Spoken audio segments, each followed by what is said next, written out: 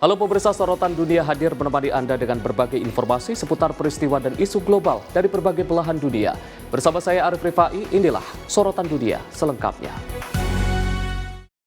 Pemirsa, Presiden Amerika Serikat Donald Trump memimpin pertemuan bersejarah di Gedung Putih pada Jumat 8 Agustus 2025 yang mempertemukan pemimpin Armenia dan Azerbaijan. Agenda utama pertemuan ini adalah mengakhiri konflik yang berlangsung hampir 4 dekade dan membuka koridor transportasi strategis di kawasan Kaukasus Selatan.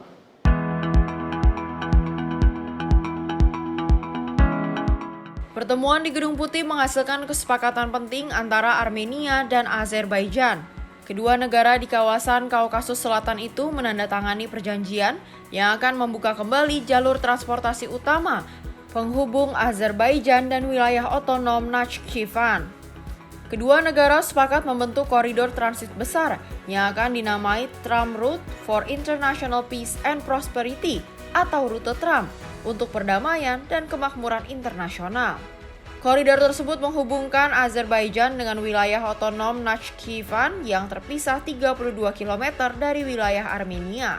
Today's great achievement is yet another testimony to your global leadership and your legacy as a statesman and a peacemaker on the world stage.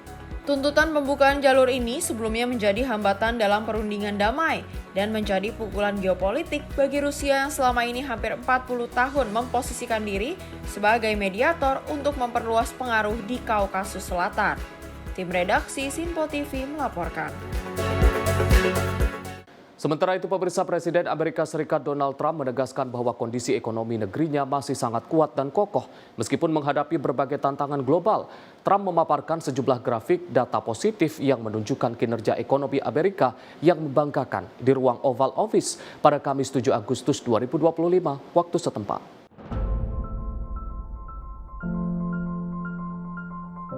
Presiden Donald Trump secara mendadak memanggil jurnalis ke Oval Office pada Kamis waktu setempat. Didampingi peneliti senior Heritage Foundation, Stephen Moore, Trump memamerkan grafik yang ia klaim membuktikan ekonomi Amerika Serikat tetap kuat. Dalam paparannya, Moore menonjolkan keberhasilan Trump dan mengkritik catatan ekonomi mantan Presiden Joe Biden. Langkah ini disebut sebagai upaya Trump mengubah narasi perekonomian di tengah pasar saham yang stabil, namun pertumbuhan lapangan kerja melambat dan tekanan inflasi meningkat. Moore juga menyebut, laporan Biro Statistik Tenaga Kerja di era Biden melebih-lebihkan penciptaan lapangan kerja hingga 1,5 juta. So I called the president because I had some very good news from some new data that we've been able to put together that no one has ever seen before, and I'll just very quickly go through these. So I was telling the president that he did the right thing in calling for a new head of the Bureau of Labor Statistics because this shows that over the last 2 years of the Biden administration, the BLS overestimated job creation by 1.5 million jobs. Mr. President, that's a gigantic error. And I don't know if I'm not. It might not have been an error. That's the bad part. If it was an error, it would be one thing. I don't think it's an error. I think they did it purposely. Whether that, you may well be right, but even if it wasn't purposefully, it's incompetence. Right. Okay. So 1.5 million jobs overestimated. Tim redaksi Sinpo TV melaporkan. Dari Amerika kita beralih ke Jepang. Pemirsa, kota Hiroshima, Jepang memperingati 80 tahun tragedi bom atom yang meluluh lantakkan kota itu pada 6 Agustus 1945. Lebih dari 55.000 orang dari 120 negara dan wilayah menghadiri upacara peringatan yang digelar di Taman Peringatan Perdamaian Hiroshima.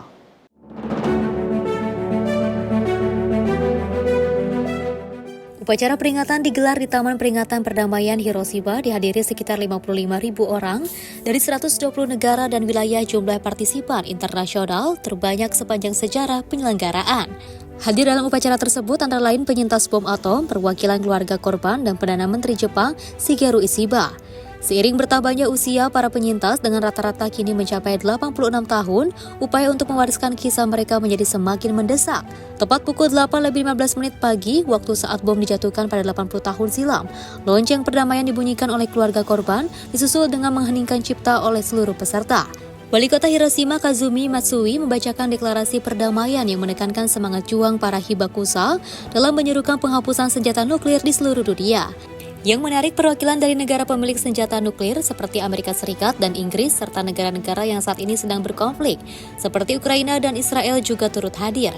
Palestina dan Taiwan tercatat mengirimkan delegasi untuk pertama kalinya. Tahun ini juga menjadi peringatan pertama sejak organisasi penyintas bom atom Jepang, Nihon Hindakyo, menerima Nobel Perdamaian pada Desember 2024. Sebagai bagian dari upacara pemerintah Jepang memperbarui daftar nama korban di Monumen Pusat Bom Atom dengan penambahan 4.940 nama yang meninggal dalam setahun terakhir.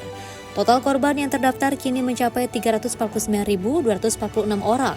Sementara itu, data Kementerian Kesehatan, Ketenagakerjaan dan Kesejahteraan Jepang mencatat bahwa jumlah penyintas yang masih memegang sertifikat resmi kini tinggal 99.130 orang, angka terendah sejak 1957 saat sertifikat pertama kali diterbitkan.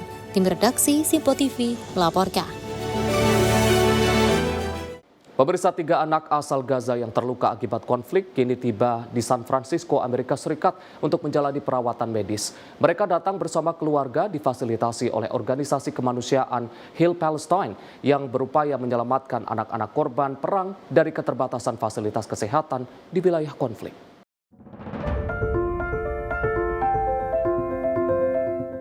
Tiga anak dari Gaza mendarat di Bandara Internasional San Francisco, Amerika Serikat pada Rabu sore waktu setempat. Mereka datang bersama keluarga untuk menjalani perawatan medis akibat luka serius yang diderita saat konflik berlangsung. Organisasi Nirla Bahil Palestina menjadi fasilitator perjalanan medis ini. Misinya jelas menyelamatkan anak-anak korban perang dari Gaza dan membawa mereka ke rumah sakit di Amerika Serikat untuk perawatan yang tidak bisa mereka dapatkan di tanah kelahirannya. Kedatangan ketiga anak itu disambut haru oleh para relawan dan tim medis, termasuk dokter gawat darurat asal California, Dr. Muhammad Subeh, yang juga sebelumnya pernah menjadi relawan medis di Gaza. Anak-anak tersebut adalah Ghazal 6 tahun, Anas 8 tahun, dan Leyan 14 tahun. Ketiganya mengalami luka serius akibat serangan udara. Ghazal dan Anas menderita cedera berat di kaki, sementara Leyan mengalami luka bakar parah dan serpihan logam yang menancap di tubuh bagian bawah.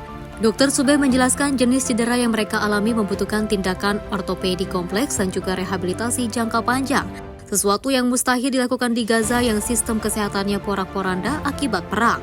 Selain itu, anak-anak juga mengalami kekurangan gizi akut. Tahap awal perawatan akan difokuskan pada pemulihan kondisi nutrisi mereka dengan bantuan ahli gizi dan tenaga medis dari berbagai disiplin.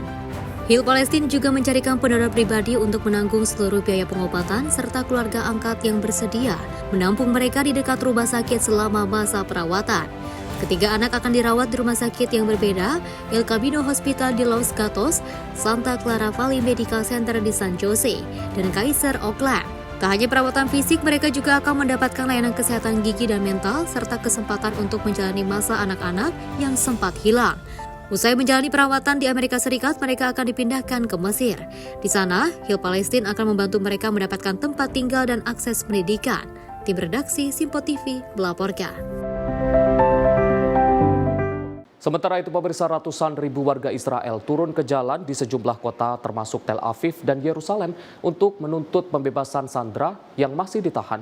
Mereka juga menolak rencana Perdana Menteri Benjamin Netanyahu untuk memperluas kendali militer atas jalur Gaza yang dinilai akan memperburuk perang.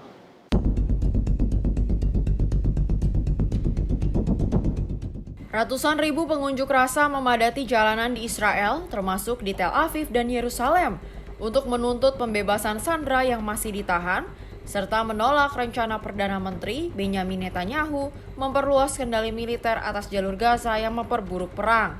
Di Tel Aviv, diperkirakan sekitar 100.000 orang melakukan aksi Long March untuk menuntut penghentian segera kampanye militer di Gaza, serta rencana eskalasi konflik.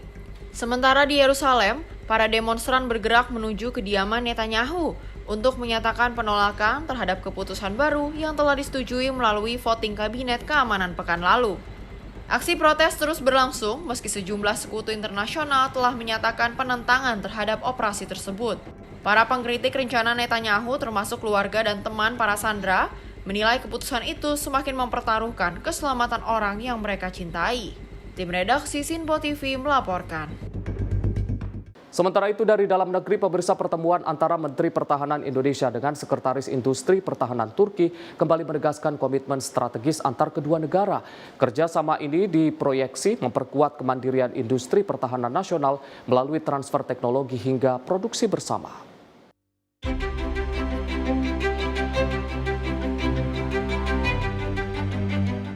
Pertemuan Menteri Pertahanan Republik Indonesia dengan Secretary of Defense Industry Turki, Profesor Dr. Haluk Görgün, di sela penyelenggaraan Istanbul Defense Industry Exhibition IDEF 2025 di Istanbul pada Sabtu 26 Juli 2025 menegaskan komitmen kedua negara dalam memperkuat kemitraan strategis. Pada kesempatan ini, Menhan Sabri juga bersama Profesor Dr. Haluk Görgün membahas terkait pengembangan industri pertahanan kedua negara. Pertemuan tersebut menyoroti pentingnya kerjasama strategis dalam memperkuat kemandirian industri pertahanan nasional, serta meningkatkan kapasitas teknologi militer melalui alih teknologi, riset bersama, dan juga kolaborasi produksi alutsista. Kolaborasi ini menjadi langkah penting untuk meningkatkan kemandirian industri pertahanan nasional, sekaligus memperluas kerjasama teknologi militer. Kementerian Pertahanan terus memperkuat sinergi internasional guna mendukung modernisasi pertahanan Indonesia. Tim redaksi Simpo TV melaporkan. Presiden Republik Indonesia Prabowo Subianto menerima kunjungan Jenderal Brian Patrick Fenton di Istana Merdeka Jakarta. Pertemuan keduanya membahas penguatan kerjasama bidang pertahanan antara Indonesia dan Amerika Serikat. Presiden Republik Indonesia Prabowo Subianto menerima kunjungan Jenderal Brian Patrick Fenton, Komandan Komando Operasi Khusus Amerika Serikat di Istana Merdeka Jakarta pada Senin 4 Agustus 2025. Pertemuan tersebut berlangsung hangat, diawali dengan sapaan salam hormat. Keduanya berbincang tentang penguatan kerjasama Indonesia-Amerika di bidang pertahanan. Pada kesempatan itu, Jenderal Fenton menyerahkan medali kehormatan US Special Operations Command pada Presiden Prabowo. Penyerahan medali tersebut merupakan penghargaan atas dedikasi Prabowo yang dinilai berhasil membangun kemitraan tak ternilai dengan pasukan operasi khusus Amerika Serikat. Jenderal Fenton mengalungkan medali kehormatan itu langsung kepada Presiden Prabowo disertai pemberian cenderamata. Dalam pertemuan tersebut, Presiden Prabowo didampingi Menteri Luar Negeri Sugiono, Menteri Pertahanan Syafri Syamsuddin, dan Sekretaris Kabinet Teddy Indrawijaya. Tim redaksi Simpo TV melaporkan. Pemirsa, informasi lainnya akan kami hadirkan usai jeda. Tetaplah bersama kami di Sorotan Dunia.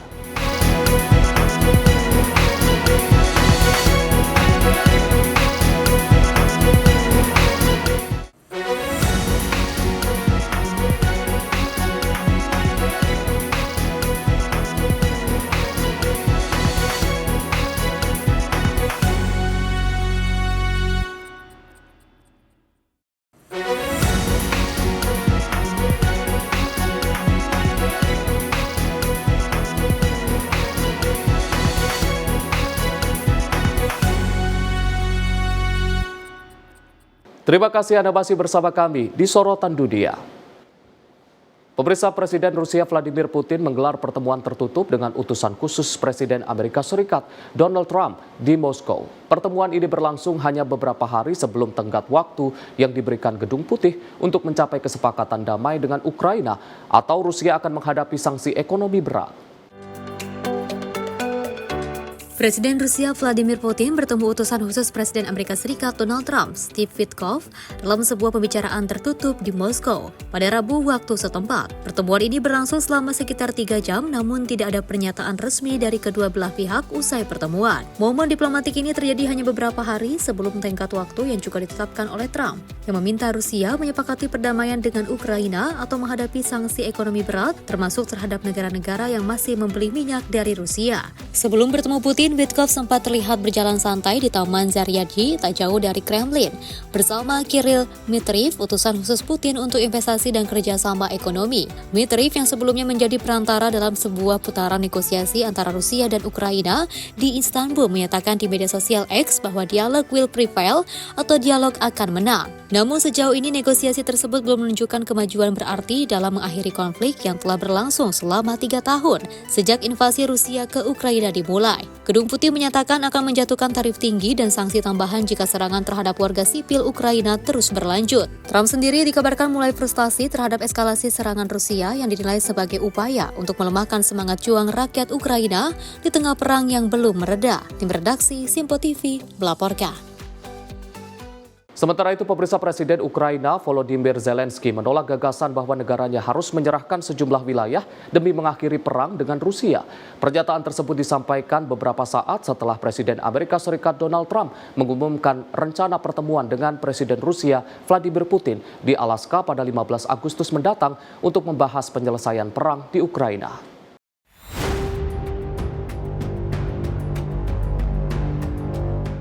Kepala Negara Ukraina, Volodymyr Zelensky, menolak wacana tukar wilayah dengan Rusia untuk mengakhiri perang. Pernyataan ini muncul setelah Presiden Amerika Serikat Donald Trump membahas kemungkinan kesepakatan damai yang melibatkan pertukaran wilayah. Zelensky menegaskan, Ukraina tidak akan memberikan hadiah apapun kepada Rusia atas apa yang telah dilakukan, dan rakyat Ukraina tidak akan menyerahkan tanahnya kepada penjajah. Звісно, ми не дамо Росії нагород за зроблене. Український народ заслуговує на мир. Але всі партнери мають розуміти, що таке достойний мир. Цю війну треба закінчувати, і Росія має її закінчити. Росія її почала та затягує, не слухаючи ніякі дедлайни. І саме це проблема, а не щось інше. Відповідь на українське територіальне питання є вже в Конституції України. Відступати від цього ніхто не буде і не зможе. Дарувати свою землю окупанту українці не будуть. Україна готова до реальних рішень, які можуть дати мир. Будь-які рішення, які проти нас, будь-які рішення, які без України, вони одночасно і рішення проти миру. Вони нічого не дадуть. Це мертві рішення. Вони ніколи не спрацюють. А нам усім потрібен реальний, живий мир. Які люди будуть... Tim redaksi Sinpo TV melaporkan. Indonesia masih bernegosiasi dengan Amerika Serikat untuk menurunkan tarif impor sejumlah komoditas seperti sawit, kopi, kakao, mineral, dan produk agro. Menko Perekonomian Airlangga Hartarto menyebut tarif bisa ditekan hingga mendekati 0%, seperti skema yang telah diterapkan dalam kerjasama Indonesia-Uni Eropa.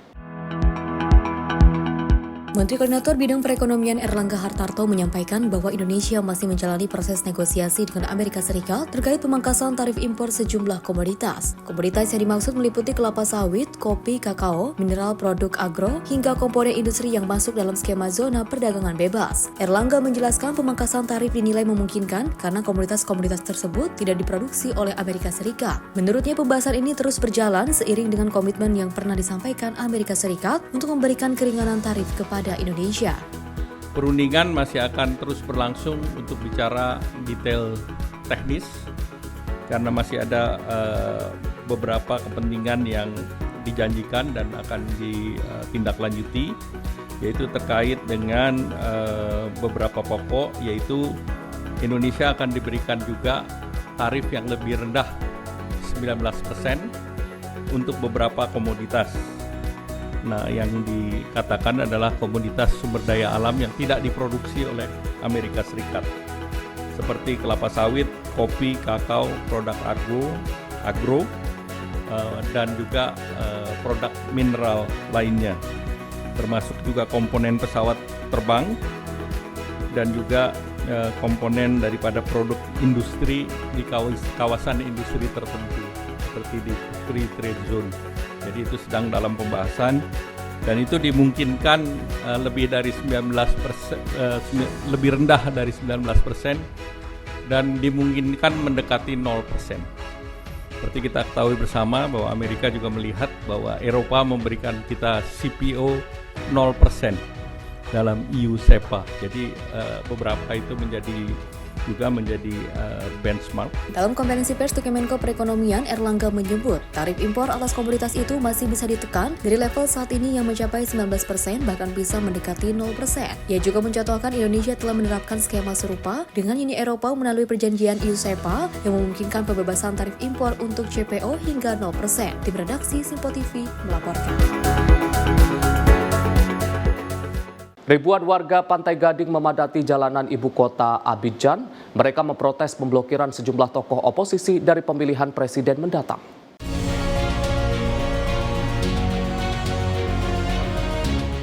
Ribuan warga Pantai Gading turun ke jalan di kota Abidjan, ibu kota negara di Afrika Barat, untuk memprotes pemblokiran sejumlah tokoh oposisi dari pemilihan presiden mendatang.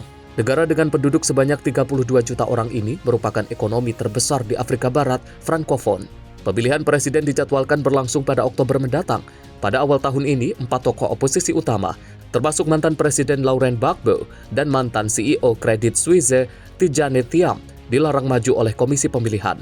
Pada Sabtu pagi, para demonstran berkumpul di Yapougon, wilayah padat penduduk di Abidjan, mengusung spanduk dengan pesan "Cukup sudah" dan tidak ada demokrasi sejati tanpa keadilan sejati.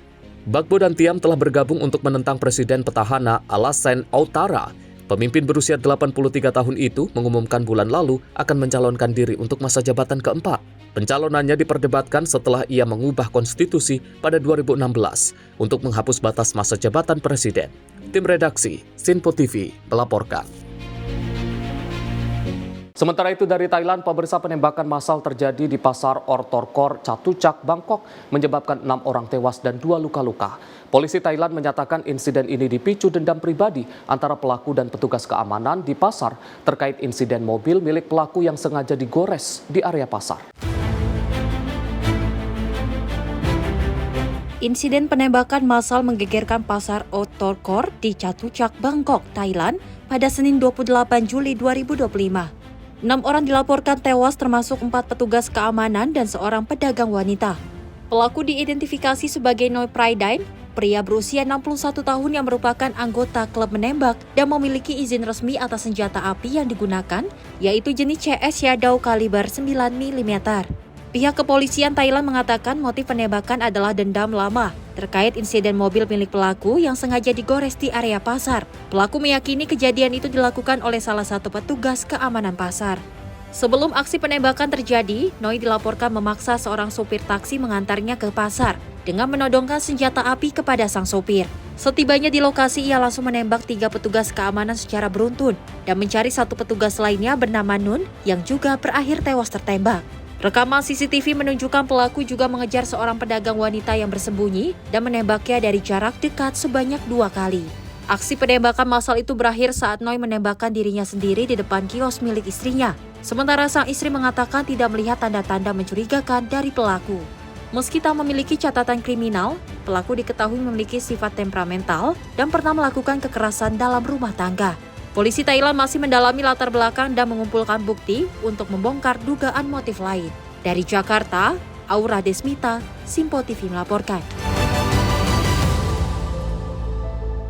Presiden Prabowo membahas pembentukan Pusat Belajar atau CLC bagi anak-anak pekerja migran Indonesia dengan Perdana Menteri Malaysia Anwar Ibrahim.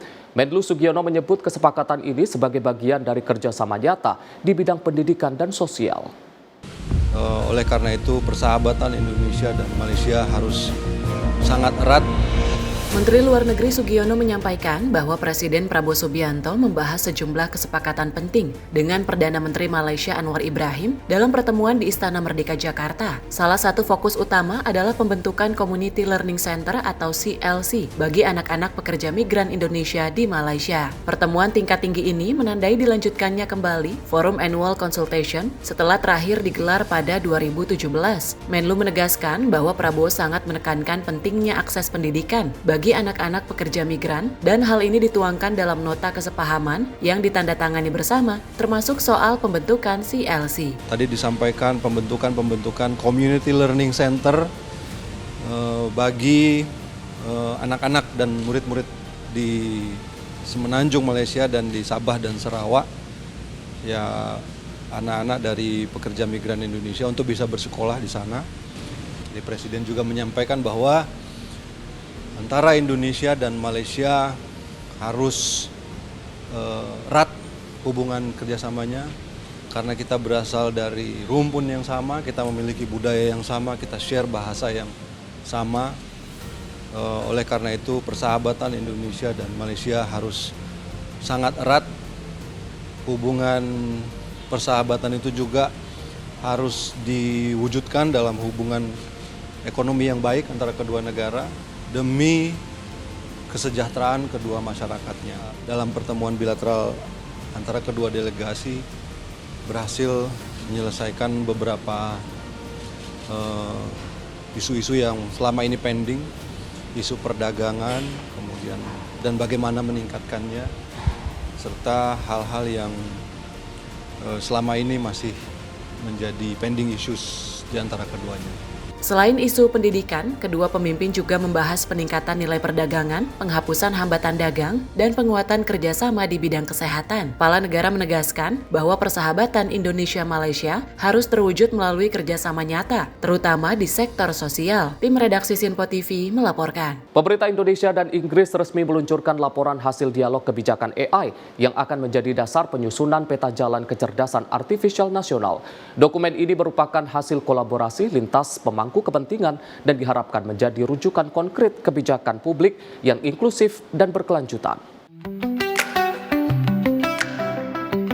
Wakil Menteri Komunikasi dan Digital Nezar Patria menegaskan bahwa hasil dialog tersebut akan digunakan sebagai landasan rekomendasi kebijakan yang progresif. Laporan ini melengkapi penilaian kesiapan AI atau RAM AI yang telah dilakukan bersama UNESCO pada 2024 dengan mengidentifikasi tantangan utama, mulai dari tata kelola, infrastruktur, talenta digital, hingga riset dan pengembangan atau R&D. AI Policy Dialog juga membedah isu-isu penting yang dihadapi dalam adopsi AI pada sektor-sektor utama, di antaranya e-commerce, perbankan dan keuangan, ekonomi kreatif, kesehatan, pendidikan, dan sustainability. Nezar Patria menyebut, dokumen ini disusun melalui serangkaian diskusi lintas pemangku kepentingan termasuk pemerintah, industri, akademisi, dan masyarakat sipil. Komdigi menyampaikan terima kasih atas kehadiran rekan-rekan semua di acara peluncuran AI Policy Dialogue Country Report yang merupakan salah satu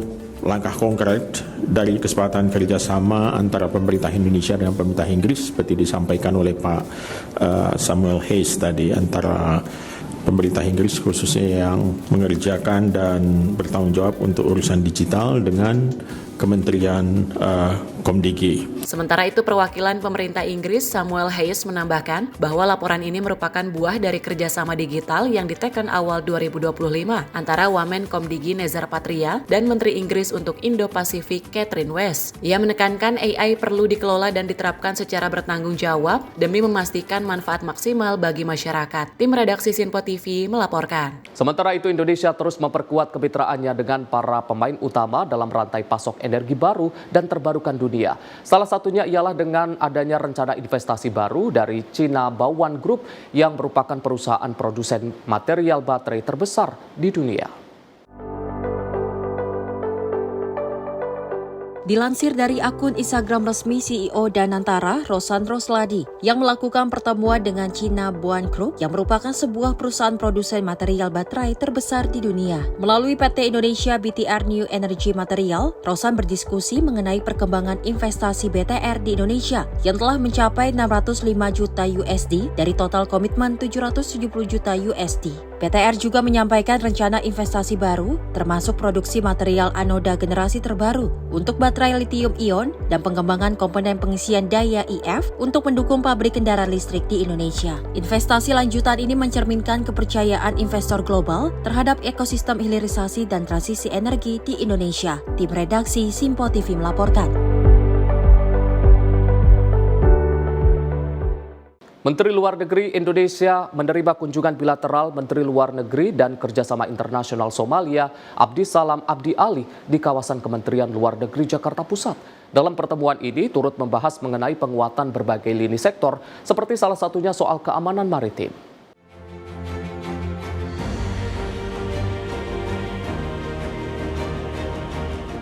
Dalam kesempatan ini, Menteri Luar Negeri Indonesia Sugiono dan Menteri Luar Negeri dan Kerjasama Internasional Republik Federal Somalia Abdi Salam Abdi Ali menandatangani perjanjian kerjasama mengenai pembebasan visa bagi pemegang paspor diplomatik dan paspor visa Indonesia-Somalia. Sugiono juga mengungkapkan pada momentum ini turut membahas seputar lini sektor penguatan pelatihan pendidikan, agrikultur, perdagangan, hingga investasi.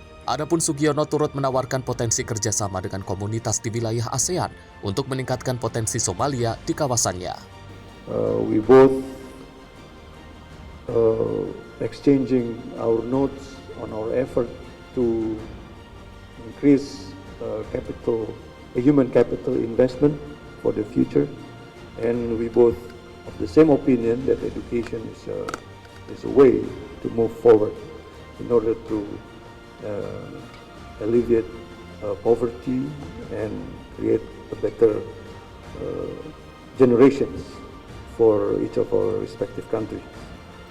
Hal yang senada juga disampaikan Menteri Luar Negeri dan Kerjasama Internasional Republik Federal Somalia, Abdisalam Abdi Ali, menyampaikan bentuk kerjasama di sektor pendidikan menjadi poin penting terhadap Somalia guna meningkatkan kualitas sumber daya manusia di negara benua Afrika tersebut.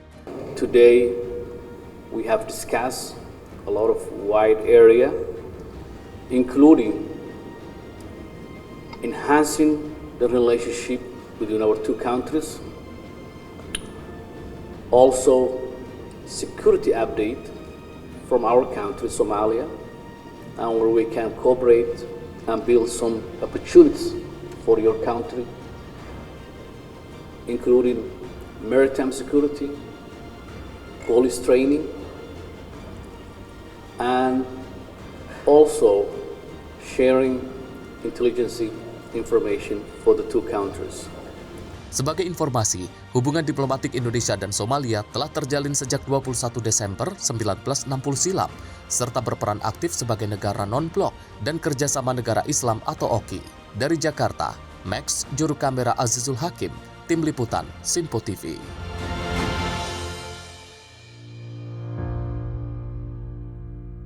Pemirsa, informasi lainnya akan kami hadirkan usai jeda. Tetaplah bersama kami di Sorotan Dunia.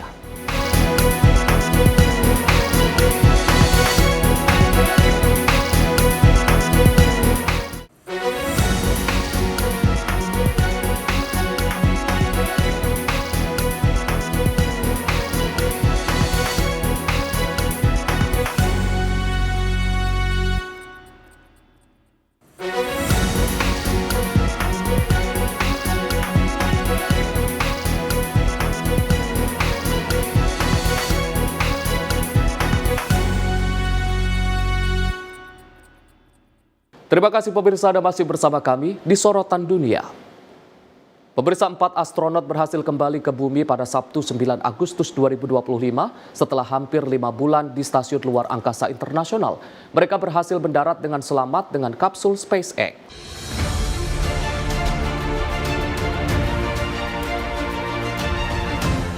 Keempat astronot tersebut adalah Anne McClain dan Nicole Ayers dari Amerika Serikat, Takuya Onishi dari Jepang, dan Kirill Peskov dari Rusia.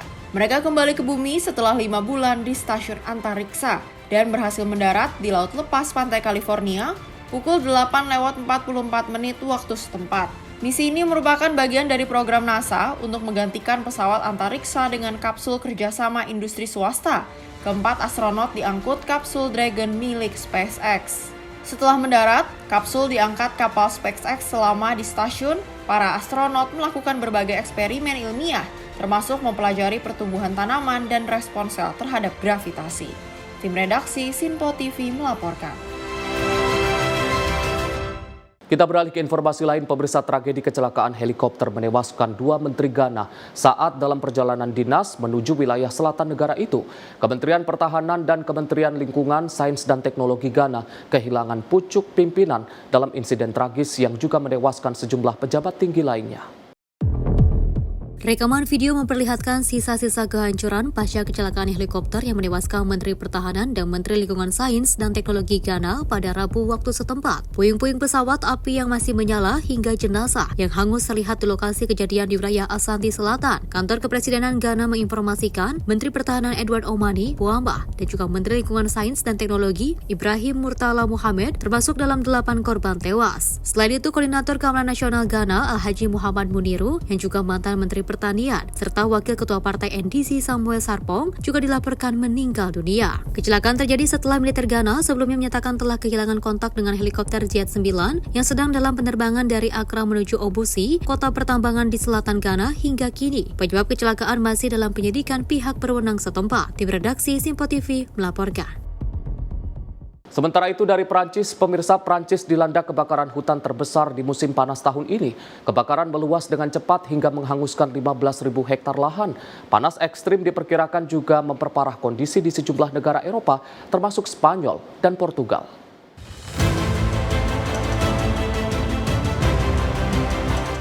Kebakaran hutan yang melanda wilayah Aude, Prancis Selatan masih aktif dan terus meluas hingga Rabu 6 Agustus. Sedikitnya 2.000 petugas pemadam diterjunkan dan dibantu sejumlah pesawat pembom air untuk menekan persebaran api di pedesaan yang dikenal dengan perkebunan anggurnya. 1 orang ditemukan tewas di dalam rumahnya dan 9 orang terluka, termasuk 7 petugas pemadam dan 1 orang lainnya masih dalam pencarian. Kebakaran hutan dan lahan terbesar melanda Prancis bagian selatan. Api yang berkobar di wilayah Aude telah melahap area lebih luas dari kota Paris hanya dalam beberapa hari terakhir, menjadikannya bencana kebakaran tunggal terbesar sejak 80 tahun terakhir. Api menjalar cepat ke permukiman dan hutan menyebabkan 25 rumah hangus terbakar dan memaksa warga serta wisatawan menyelamatkan diri. Sejumlah ruas jalan utama pun ditutup. Menurut Menteri Dalam Negeri Bruno Retailleau, hingga Rabu api telah membakar lebih dari 15.000 hektar lahan.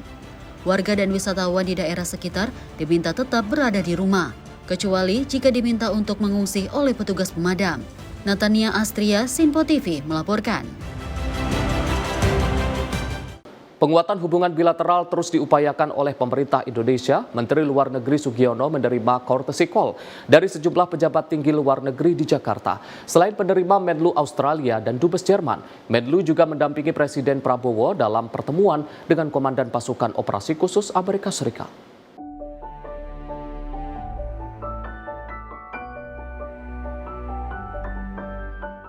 Menteri Luar Negeri Indonesia, Sugiono, melakukan serangkaian diplomasi strategis dengan sejumlah pejabat luar negeri pada 4 Agustus 2025 di Jakarta. Dalam pertemuan dengan Menteri Pembangunan Internasional, Multikultural, dan Usaha Kecil Australia, Dr. Anne Ely, kedua pihak membahas penguatan kerjasama inklusif dan pembangunan global. Menlu juga menerima farewell call dari Duta Besar Jerman untuk Indonesia, H.I. Ina Lepel, dan menyampaikan terima kasih atas dedikasi serta peran aktifnya dalam mempererat kemitraan strategis Indonesia-Jerman. Selain itu, Menlu Sugiono turut mendampingi Presiden Prabowo dalam pertemuan dengan Jenderal Brian P. Fenton, Komandan Pasukan Operasi Khusus Amerika Serikat. Pertemuan tersebut membahas kemitraan pertahanan dan strategi pengamanan regional untuk memperkuat stabilitas kawasan. Tim redaksi Sinpo TV melaporkan. Menteri Pertahanan Safri Samsudin menerima kunjungan Menteri Pertahanan Singapura Chan Chung Sing di kantor Kementerian Pertahanan Jakarta. Keduanya membahas komitmen penguatan kerjasama militer dan perdamaian di kawasan ASEAN. Kunjungan Menteri Pertahanan Singapura Chan Chung Sing dengan Menteri Pertahanan Safri Samsudin digelar di kantor Kementerian Pertahanan Jakarta Selasa 5 Agustus 2025. Dalam pertanyaannya, Menhan Safri menegaskan komitmen untuk terus meningkatkan kerjasama pertahanan antar kedua negara. Safri menyebut sebagai negara yang bertetangga, Indonesia dan Singapura harus menjaga kerukunan dan menghindari konflik. Selain itu, Safri menuturkan bahwa kedua negara sepakat dan berkomitmen dalam meningkatkan latihan bersama dan pertukaran perwira. Tadi kita ngobrol lama, berbicara 2 hal. Yang pertama, kita berbicara soal bagaimana kerjasama militer dan pertahanan antara kedua negara itu kita terus tingkatkan, ya. Dan sebagai negara yang bertetangga, kita mesti rukun. Nggak boleh negara yang bertetangga itu ribut. Harus rukun, kita menghindari konflik. Nah, tadi kita sama-sama mencocokkan frekuensi, ya. Jadi TNI, SAF itu akan berlatih di sini dan kita juga akan mengirim perwira-perwira kita ke sana. Nah, yang kedua, kita sesama warga ASEAN. Sini kan ada ASEAN Defense Military, ASEAN Defense Ministers meeting, ya. Jadi kita setiap ada apa-apa kita berembuk, bukan untuk memperuncing situasi, tapi untuk sejukkan situasi. Dan ini kita lakukan, dan saya kira sama dengan Malaysia, sama dengan Vietnam, sama dengan 11 negara yang bertetangga dengan kita jaga semuanya. Tapi sebagai negara yang berdaulat, kita juga harus civis pacem parabellum. Kalau mau damai, harus siap untuk berperang. Itu semua negara begitu. Jadi bukan kita ambisi untuk berperang, tidak. Kita punya ambisi mempertahankan kedaulatan kita agar supaya bangsa Indonesia itu bisa aman dan nyaman di negaranya. Dari Jakarta, Jihan Nabila, Azizul Hakim, Sinpo TV melaporkan. Presiden Republik Indonesia Prabowo Subianto akan menyiapkan Pulau Galang, Kepulauan Riau untuk menjadi tempat pengobatan 2.000 warga Gaza, Palestina. Kepala Kantor Komunikasi Kepresidenan menyampaikan Pulau Galang memiliki rumah sakit serta fasilitas pendukung yang dapat digunakan untuk merawat korban luka akibat konflik.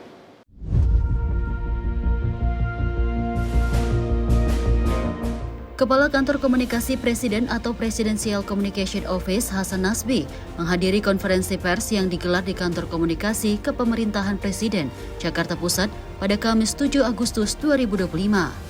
Kepala PCO Hasan Nasbi mengatakan sebagai poin tambahan, Presiden Prabowo Subianto sedang menyampaikan pengiriman bantuan kemanusiaan ke Gaza. Kepala PCO Hasan Nasbi menyampaikan Presiden meminta Menteri Pertahanan RI Syafri Samsudin untuk menyiapkan 2 buah Hercules yang nantinya terlibat dalam operasi airdrop guna menurunkan bantuan pangan untuk para warga Gaza. Presiden memberikan arahan agar Indonesia memberi bantuan pengobatan sekitar 2.000 warga Gaza yang menjadi korban perang. Rencana bantuan pengobatan ini disiapkan di tempat pusat pengobatan di Pulau Galang, yang mana pulau ini terdapat fasilitas rumah sakit, termasuk juga fasilitas-fasilitas pendukung lainnya. Presiden kemarin juga memberikan arahan untuk Indonesia memberikan bantuan pengobatan untuk sekitar 2.000 warga Gaza yang menjadi korban perang, yang luka-luka, yang mengalami mungkin kena bom, kena reruntuhan dan segala macam. Dan rencananya disiapkan pusat pengobatannya nanti di Pulau Galang. Karena di Pulau Galang terdapat fasilitas rumah sakit, termasuk juga fasilitas-fasilitas pendukung lainnya yang bisa untuk mengobati sekitar 2.000 warga Gaza. Dari Jakarta, Tony Hermawan, Mutia Anggiani, Sinpo TV melaporkan. Wakil Ketua MPR Hidayat Nur Wahid menyambut baik rencana Presiden Prabowo Subianto yang akan menyiapkan Pulau Galang, Kepulauan Riau untuk menampung korban perang sebanyak 2.000 warga Gaza sebagai misi kemanusiaan. Namun dirinya meminta kepada pemerintah untuk memastikan agar negara Israel tidak menguasai wilayah Palestina saat diberlakukan pemindahan warga Gaza ke Pulau Galang tersebut. Presiden Prabowo Subianto berencana akan menyiapkan Pulau Galang, Kepulauan Riau sebagai tempat menampung 2.000 warga Gaza yang menjadi korban perang. Rencana ini merupakan sebagai bentuk misi kemanusiaan sekaligus memposisikan negara Indonesia untuk terlibat aktif dalam perdamaian dunia, khususnya konflik Palestina dan Israel. Nantinya setelah warga Gaza yang sudah diobati akan dipulangkan kembali ke negara asalnya. Menanggapi hal tersebut, Wakil Ketua MPR Hidayat Nur Wahid menyatakan bahwa pemerintah harus berkomunikasi terlebih dahulu dengan pemerintah Palestina untuk meminta persetujuan. Selain itu, HNW menyebut pemerintah Indonesia juga harus dapat memastikan wilayah Palestina tidak akan dikuasai oleh Israel selama korban warga Gaza dapat menjalani pengobatan di Pulau Galang. Prinsipnya kita memahami bahwa Indonesia memang harus berperan sebagaimana perintah konstitusi untuk terlibat dalam menghadirkan ketertiban dunia, membebaskan keadilan dan kemerdekaan gitu ya. Dan Pak Prabowo waktu akan berangkat dalam lawatan sebelum terakhir ke Timur Tengah, ketika beliau berangkat ke Emirates, kemudian ke Jordan, kemudian ke Qatar, kemudian ke Turki, waktu beliau menyampaikan bahwa opsi itu bila disetujui oleh semua pihak. Jadi dengan syarat disetujui oleh semua pihak. Nah, pertanyaannya adalah apakah semua pihak sudah setuju dengan opsi tersebut? Ini yang perlu untuk diberikan klarifikasi. Kalau memang semuanya pihak setuju, berarti pihak Palestina setuju, kemudian para pejuang Palestina setuju, negara-negara OKI setuju, negara-negara Arab setuju, yaitu berarti opsi untuk kemudian membawa mereka yang terluka itu menjadi satu hal yang bisa dilaksanakan bila disetujui. Dan permasalahannya apakah mereka setuju? Karena justru yang muncul adalah mereka khawatir bahwa kalau orang-orang ini dibawa keluar dengan alasan apapun, itu mendekatkan dengan apa yang dipikirkan oleh atau apa yang disampaikan oleh Donald Trump dan relokasinya itu. Jadi saya lebih cenderung untuk memastikan terlebih dahulu bahwa selain daripada persatuan Indonesia yang memang harus betul-betul bisa dijamin, karena memang beliau Pak Prabowo juga menyampaikan itu juga dengan syarat bahwa Israel nanti akan setuju untuk dipulangkannya para warga ini setelah mereka sembuh atau setelah mereka disembuhkan di Indonesia. Pertanyaannya adalah apakah Israel begitu bisa dipercaya untuk janji-janji yang sudah yang dilakukan. Selama ini selalu justru Israel tidak melakukan apa yang sudah disepakati, bahkan termasuk juga pelepasan sandera-sandera yang mestinya kalau itu disepakati semuanya sudah selesai, ternyata Israel selalu tidak menepati janji berakibat pada sandera tidak terselesaikan. Jadi menurut saya memang sebaiknya lebih berhati-hati, sebaiknya pertama adalah memastikan tentang persetujuan dari seluruh pihak di Palestina, dan nomor dua adalah kesiapan di Indonesia, dan memang tadi memastikan bahwa Gaza, West Bank, dan Masjidil Aqsa sebagai kawasan-kawasan yang memang nanti akan menjadi kawasan Palestina merdeka. Jangan sampai kemudian nanti mereka dibawa keluar dan ternyata Israel dibiarkan tetap menguasai Gaza, menguasai Palestina, menguasai West Bank, menguasai Masjidil Aqsa, terus nanti mereka akan kembali kemana? Kalau Israel justru dibiarkan menguasai daerah yang merupakan daerah Palestina. Tapi semangatnya Bapak setuju bahwa ini tujuannya untuk mengobati warga Gaza? Karena kan awalnya semangatnya karena itu kan Pak?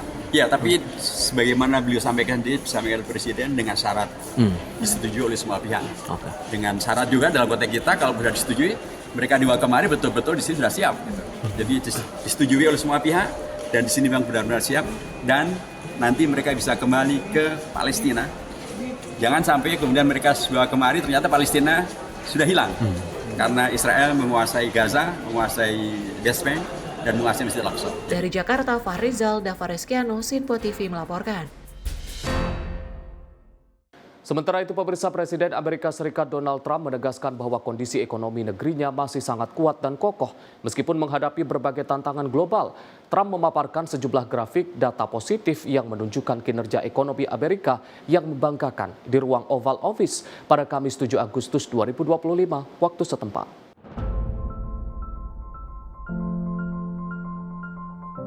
Presiden Donald Trump secara mendadak memanggil jurnalis ke Oval Office pada Kamis waktu setempat. Didampingi peneliti senior Heritage Foundation, Stephen Moore, Trump memamerkan grafik yang ia klaim membuktikan ekonomi Amerika Serikat tetap kuat. Dalam paparannya, Moore menonjolkan keberhasilan Trump dan mengkritik catatan ekonomi mantan Presiden Joe Biden. Langkah ini disebut sebagai upaya Trump mengubah narasi perekonomian di tengah pasar saham yang stabil, namun pertumbuhan lapangan kerja melambat dan tekanan inflasi meningkat.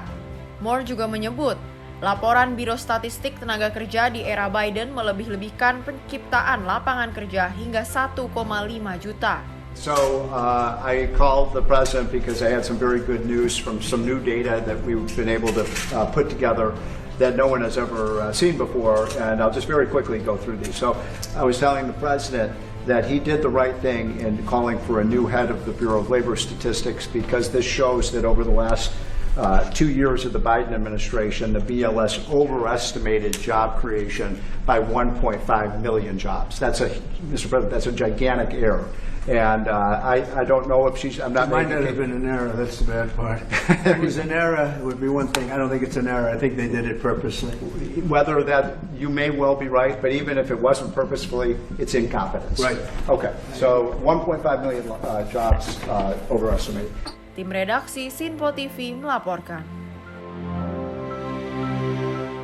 Menteri Pemuda dan Olahraga Republik Indonesia Dito Aryo Tejo meninjau langsung pelaksanaan FIA Asia Pacific Relay Championship 2025 di Simalungun, Sumatera Utara pada Sabtu 9 Agustus 2025. Menpora mengapresiasi ajang tersebut yang memberi dampak positif bagi sport tourism. Menteri Pemuda dan Olahraga juga menyoroti besarnya dampak yang ditimbulkan dari kegiatan tersebut. Salah satu tim bahkan membawa rombongan hingga 175 orang. Menurut Menpora, hal ini secara otomatis turut mempromosikan Sumatera Utara sebagai destinasi unggulan. APRC Simalungun 2025 menjadi salah satu ajang otomotif bergengsi yang menunjukkan kapasitas Indonesia sebagai tuan rumah event internasional sekaligus mendorong potensi daerah dalam industri olahraga dan pariwisata. Seperti diketahui, kejuaraan kejuaraan via APRC 2025 digelar pada 8-10 Agustus di dua lokasi lintasan yang berbatuan dan tanah, yakni di perkebunan PTPN 4 Teh Simadanik dan kawasan Tobapa Plestari Sektor Aek Nauli. Ajang balapan ini diakui 48 pembalap dari berbagai daerah se-Indonesia dan diramaikan pembalap mancanegara seperti India hingga Prancis. Pastinya beliau antusias karena beliau menargetkan 2 tahun ini fokus kepada program yang orientasi langsung menyentuh masyarakat, tapi beliau ingin mendorong setelah 2026 ini event-event tingkat dunia baik itu olahraga, entertainment dan lain-lain ini dikencangkan. Jadi WRC ini adalah kejuaraan motorsport yang saya rasa masuk 3 besar di dunia. Jadi kita sudah memiliki MotoGP dan kita kembali lagi menarik WRC, ya ini sudah tepat bagaimana Indonesia akan lebih gagah lagi di kancah dunia. Tim redaksi Sinpo TV melaporkan. Sementara itu, pemirsa, Timnas Voli Putri Indonesia U21 meraih kemenangan perdana di ajang FIVB Volleyball Women's U21 World Championship 2025. Menpora Dito Aryo Tejo memberikan apresiasi atas performa Timnas yang berhasil mengalahkan Kanada dengan skor 3-1.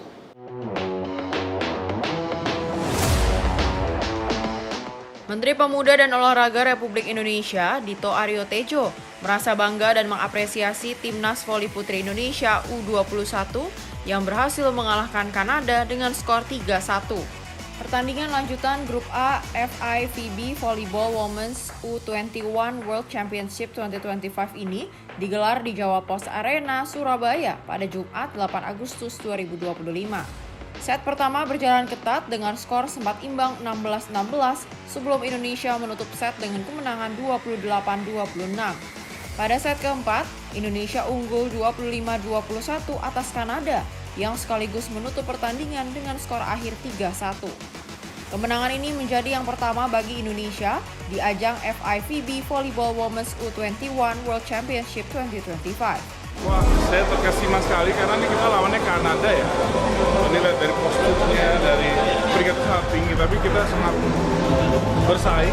Ini di awal kita udah leading 2-0, tapi sekarang jadi 2-1. Tapi ini performanya secara keseluruhan harus kita apresiasi. Tim redaksi Sinpo TV melaporkan. Pemirsa, informasi tadi sekaligus menutup sorotan dunia edisi kali ini. Saya Arif Rifai, mewakili seluruh kru yang bertugas mengucapkan terima kasih atas kebersamaan Anda. Sampai jumpa.